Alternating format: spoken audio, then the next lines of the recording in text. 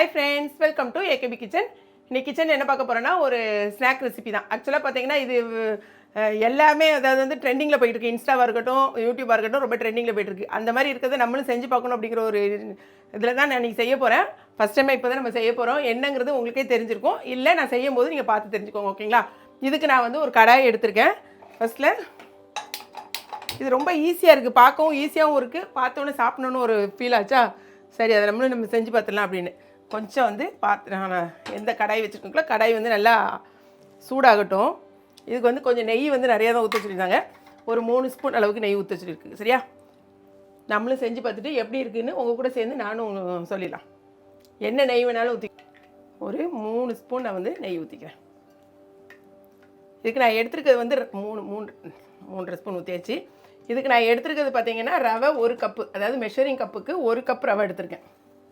அப்போ இது வந்து வறுக்காத ரவை தான். இப்போ வந்து நம்ம நெய் வந்து சூடானோடனே அந்த ரவையை உள்ளே போட்டு அந்த இதுலேயே நல்லா வந்து வறுக்கணும். வேறு எடுத்துக்கலாம், நல்லா வறுத்து எடுத்துக்கலாம். ரவை நல்லா வறுபடட்டும், மீடியம் ஃப்ளேமில் வச்சு நல்லா வறுத்துக்கலாம். இது செய்கிறது வந்து ரொம்ப ஈஸியாக இருந்துச்சு. ஸோ நம்மளும் இன்றைக்கி செஞ்சு பார்த்து சாப்பிட்றணும்.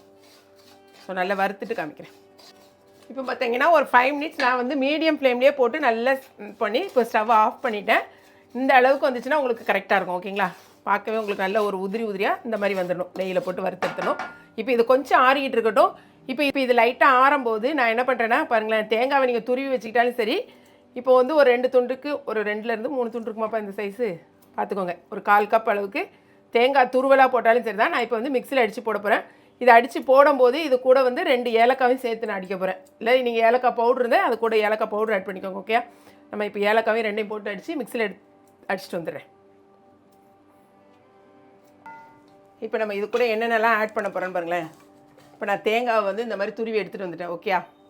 இப்போது ஃபஸ்ட்டில் நம்ம பண்ண போகிறது, தேங்காய் துருவி எடுத்து வந்துட்டேன்னா 2 நல்ல பழுத்த வாழைப்பழமாக எடுத்துக்கோங்க.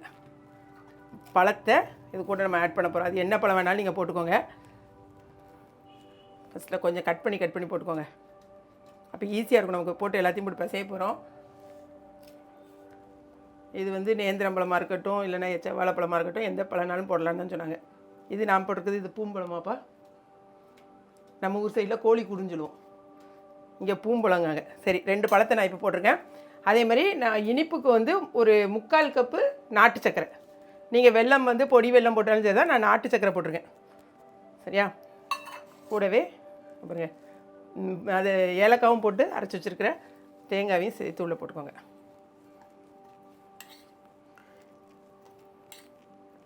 இதெல்லாம் போட்டு கை வச்சு நல்லா பிசைஞ்சு ஒரு புட்டுக்கு போட்டு எப்படி பிசைவீங்க அதே மாதிரி போட்டு பிசைஞ்சிக்கோங்க எல்லாத்தையும்.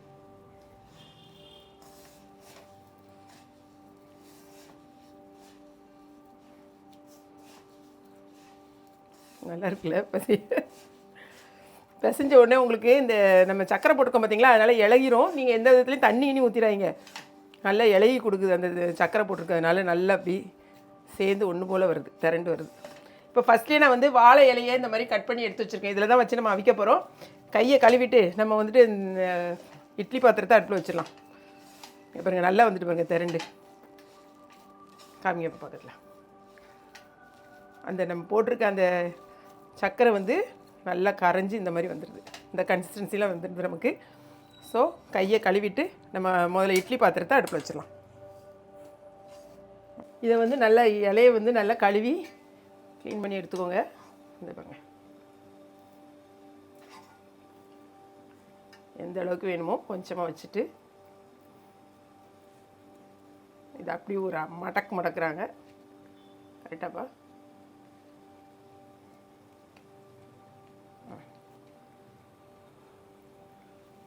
நான் சிம்மில் வச்சுருக்கேன். இப்போது அப்படியே இதில் வச்சுருங்க. ஒரு ஓரமாக வச்சுட்டா கரெக்டாக வரும்னு நினைக்கிறேன்.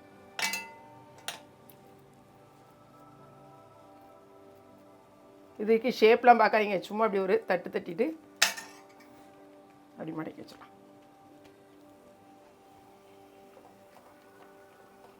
இப்போ எல்லாத்தையுமே நம்ம இப்போ வந்து இந்த மாதிரி வாழை இலையில் வச்சு மூடி போட்டு மூடி வச்சுருவோம். அப்படியே ஒரு மீடியமில் வச்சு ஒரு 10 மினிட்ஸ் வச்சுக்கலாம். ஓகேங்களா? 10 மினிட்ஸ்க்கு அப்புறமா அதை ஆஃப் பண்ணிவிட்டு எப்படி இருக்குன்னு பார்த்துக்கலாம். இப்போ வந்து ஒரு 10 மினிட்ஸ் அப்படியே வச்சுட்டு இப்போ ஸ்டவ்வை வந்து ஆஃப் பண்ணியிருக்கேன். ஓகே, எடுத்து பார்த்துடலாமா? ஒன்று ஒன்றா எடுத்து வச்சு பார்ப்போம். சேர்ந்துருதோ? வாசனையே அட்டகாசமாக இருக்குது. முதல்ல ஒன்று சாப்பிட்டு பார்த்துலாமா? ஆனால் வாசனையாக இருக்குது, செம சூப்பராக இருக்குது வாசனையே.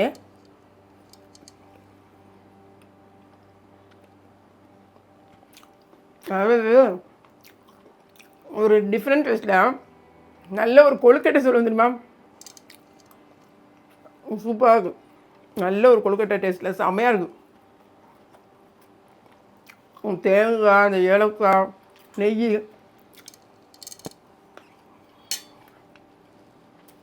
நல்ல ஒரு சாஃப்டாக இருக்குது. டேஸ்ட் வந்து எனக்கு வந்து சக்கரை அளவு கரெக்டாக இருக்குது. ரொம்ப ஆப்டாக கரெக்டாக ரொம்ப சூப்பராக இருக்குது.